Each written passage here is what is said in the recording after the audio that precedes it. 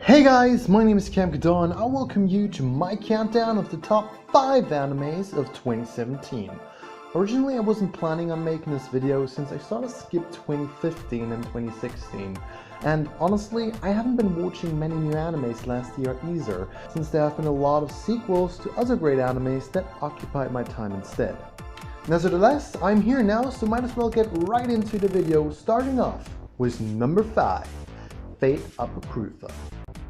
As being part of the Fate series, the story would usually follow one of 7 mages who participates in a ritual known as the Holy Grail War, in which said 7 magicians summon 7 heroic spirits from the past and then fight each other until only one mage is left standing. That mage may then have any one wish granted by the Grail. Fate Apocrypha, however, has a little different take on this, with having 2 factions fight each other instead, with each side having 7 heroic spirits at disposal, making it a total of 14 spirits participating in a single Grail War. Some of those include historical personalities such as Achilles, Jack the Ripper, Karna, or Jeanne d'Arc. One of the things that I enjoyed about this anime was how the main protagonist is literally a nobody at the beginning of the story and swiftly evolves into a dependable force to be reckoned with, thanks to him receiving little presents from various characters throughout the story.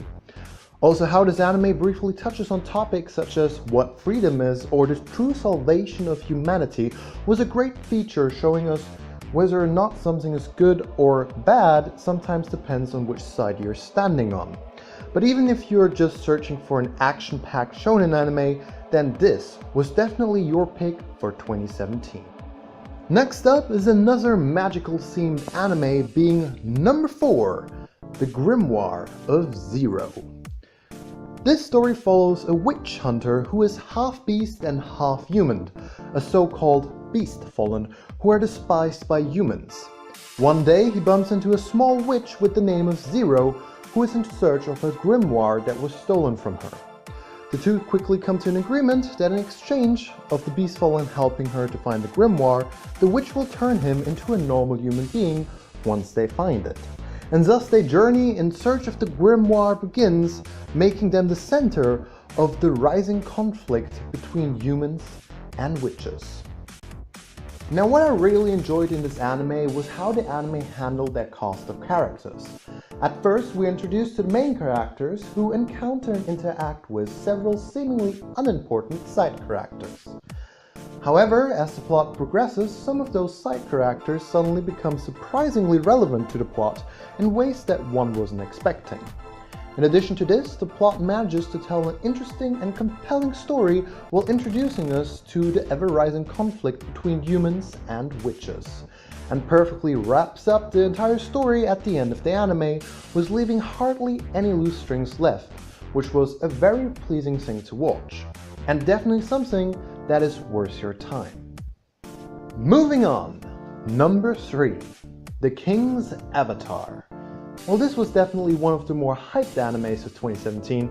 If you haven't heard of this one before, I won't blame you, since the original title of the anime is called Quan Xin Gao Shou, and as the title hints, it is a Chinese anime.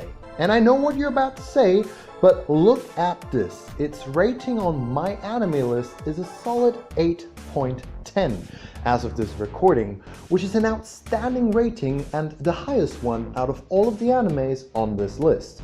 So I think we can take some time to talk about this anime in detail. The best way to summarize its plot are 2 words: e-sports anime. Our protagonist, whose name I definitely cannot pronounce, is considered the best player in the competitive scenes of the MMO Glory. However, at the beginning of the story, he is forced to retire from his team and is not allowed to return to competitive gaming for a very long time.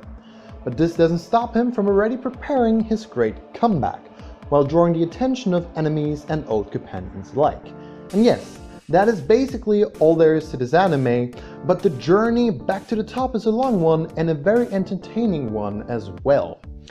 One of the things that I really enjoyed about this anime is that it gives you quite the insight into the world of professional gaming, which was even interesting for someone like me who isn't really into esports or gaming itself. So I'm pretty sure that anyone who is already interested in those things will enjoy the anime even more than I already have. Now for those who might be worried about the Chinese dub of the anime, it really isn't too bad and you quickly get used to it. And even if you decide to watch the anime without any sound, it is absolutely worth it. So make sure you go and check it out. Next up is number 2, Sakurada Reset. Now this anime takes place in the little town of Haruki. I think we need to reset. Risetto. Number 2, Sakurada Reset.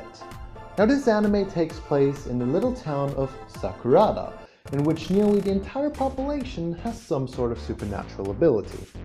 The one you just witnessed is the ability to go back in time, which can be used to correct things such as me forgetting to put up this sign or preventing a cat being run over by a car. Little deeds like these are the job of our protagonists Kei and Haruki of the Service Club. While Haruki may have the ability to reset time, she too, however, loses her memories of the previous timeline.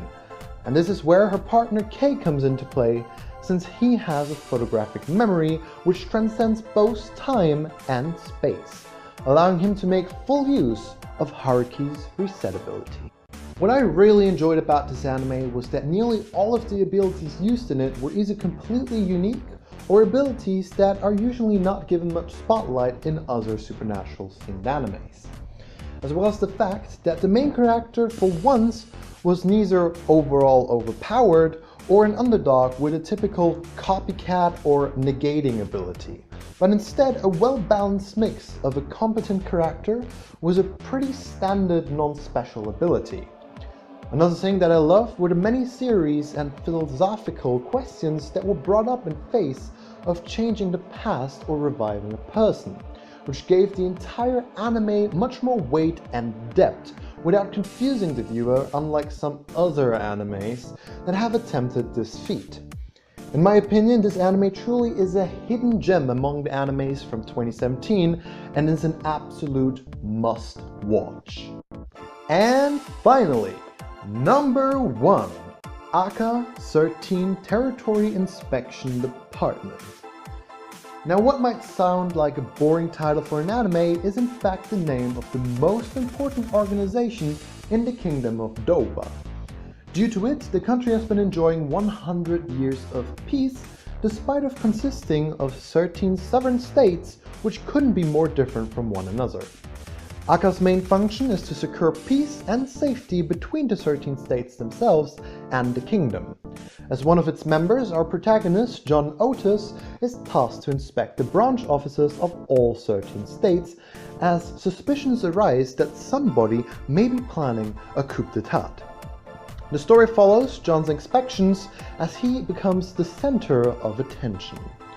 One of the things that I really enjoyed about this anime was how the anime, without having much character development, still manages to get the viewer invested into the main characters, by allowing the viewer to uncover truths about them alongside the protagonist. As the story progresses, more and more secrets about the characters and their hidden intentions and relations are revealed, making the story more interesting by the minute. In my opinion, Aka is one of the, if not the best sought out anime of 2017, and definitely is one that you have to watch. And this concludes my countdown of the top 5 animes of 2017. At this point, I'd like to thank all of the artists who allowed me to use their fantastic artworks for this video. Without them, it wouldn't have been possible to make it, so make sure to check out their DeviantArt pages, which I've linked in the description below. Over here, I've listed all of the artists and their respective artworks so that your search will be a little easier. And yeah, I'd also like to thank my good friend Malta B for allowing me to use his phenomenal soundtrack for this video. His YouTube channel, on which you can find the soundtracks, are also linked down in the description.